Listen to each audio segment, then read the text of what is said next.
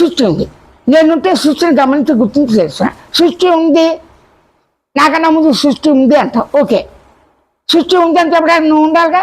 అంటే నేనుంటేనే అన్నీ ఉన్నాయి, నేను లేకపోతే ఏమీ లేవు.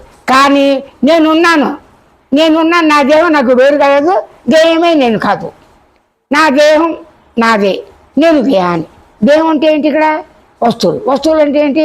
లోపల అవయవాలు ఇవన్నీ కూడా వస్తాయి, ఇవన్నీ ఉన్నాయి. అది తెలుస్తుందా? అయితే నేను ఆకాశంగా ఉన్నప్పుడు వీటి ప్రసక్తి ఉందా? లేదు. కాబట్టి నేను గమనించేవాడిగా ఆకాశాన్ని గమనిస్తున్నాను అంతే. ఇక్కడ ప్రధానంగా ప్రతివాడికి నేనున్నానంటూ దేహాభిమానంతోనే, దేహంతోనే తాదాత్మ్యం ఉంది, దేహంతో తన్మయత్వం ఉంది, ఆనందం అవుతున్నాడు. ఆనందం వచ్చిపోతుంది. పెళ్లి చేస్తున్నాడు, బాగుంది, పిల్లలు పుట్టారు, వాళ్ళు దాంతో వచ్చిపోతుందా? ఆకలి తిన్నావు, ఇంకా తీరదు, అసంతృప్తి. ఈ విధంగా నువ్వు ఏ పని చేసినా ఊరికే కూర్చున్నా కూడా ఉండలేవు అలాగా. కాబట్టి దానివల్ల నీకు సమస్య వస్తున్నాయి. సమస్య ఎవరికి వచ్చింది? అనుకునేవాడికి వచ్చింది. గమనించేవాడు అనుకునేవాడు ఒకటా వేరా? డైరెక్ట్గా గమనించేవాడిగానే ఉన్నాడు. వాడి లక్షణం ఏంటి? గమనించుతా, గుర్తించుతా, తెలుసుకుంటా. ఏం చెప్తున్నాడు? గమనించేవాడుగా గమనిస్తున్నాడు, అనుకునేవాడుగా అనుకుంటున్నాడు. చూడు ఎంత తేడా ఉంది. గమనించేవాడుగా గమనిస్తున్నాడు, అనుకునేవాడుగా అనుకుంటున్నాడు, తలంచేవాడే తెలుస్తున్నాడు, సంకల్పించేవాడే సంకల్పం చేస్తున్నాడు, భావించేవాడుగా భావిస్తున్నాడు. అంటే నేను నాది అనే భావనలే వస్తాయి. కానీ నేను సాక్షిని, నా సాక్షిత్వం నేను అనుభవిస్తున్నాను అన్నావు. సాక్షి అంటే ఏంటి? తను తాను గమనించేవాడుగా అనుకునేవాడు సాక్షిగా ఉన్నాడు. పదం చూడండి.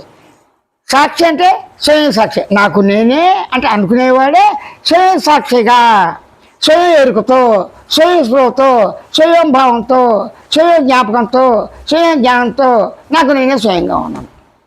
అంటే ఎరుక ఉన్నది, స్పృహ ఉన్నది, తెలివి ఉన్నది, జ్ఞానం ఉన్నది, భావం ఉన్నది, శబ్దం ఉంది, నిశ్శబ్దం ఉంది, అనుకునేవాడిగా ఉన్నాను. ఇదంతా కూడా వేరువేరుగా ఉన్నట్టుగా అనిపిస్తున్న ఓ సాలిడ్ పదార్థం. అంటే సాలిడ్ అంటే ఏమిటి? ఇక్కడ నే అభిషా నే అంటాం.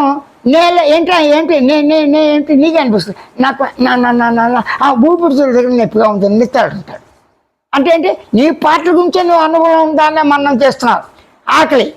ఆకలి అనుభవం లేకుండా మంటగా ఉంది అంటగా అనలేము.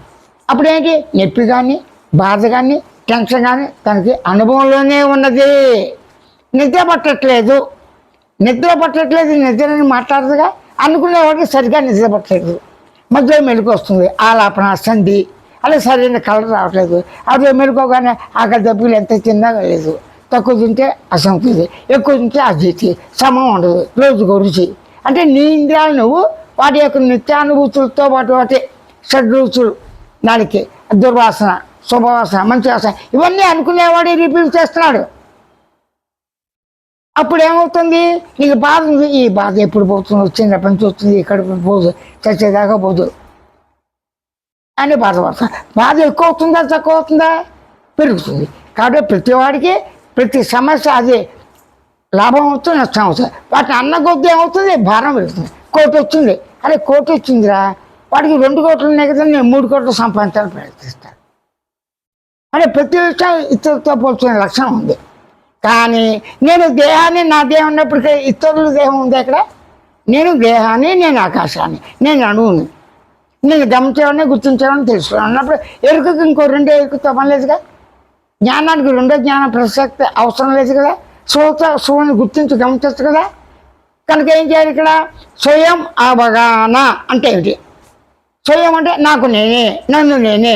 స్వయం అంటే నాకు నేనే స్వయంగా నిద్రిస్తా, నాకు నేను స్వయంగా స్వప్నంతో కలగంట, నాకు నేనే స్వయంగా జాగ్రత్త అవస్థలో ఉంటా. 3 అవస్థలు నేను స్వయంగానే ఉన్నాగా.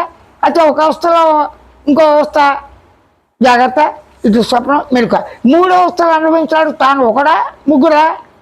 ఒకడైతే 2, 3, 4 వస్తుంది. ఒకడు అన్నకూడదు. అప్పుడు ఏమిటి? నేను ఉన్నాను ఒకడంట. నేను ఉన్నట్టు నువ్వు ఆకాశంగా ఉన్నా. ఆకాశం అంతగా ఉన్నప్పుడు, సర్వవ్యాపకంగా ఉన్నప్పుడు పరిపూర్ణం కదా.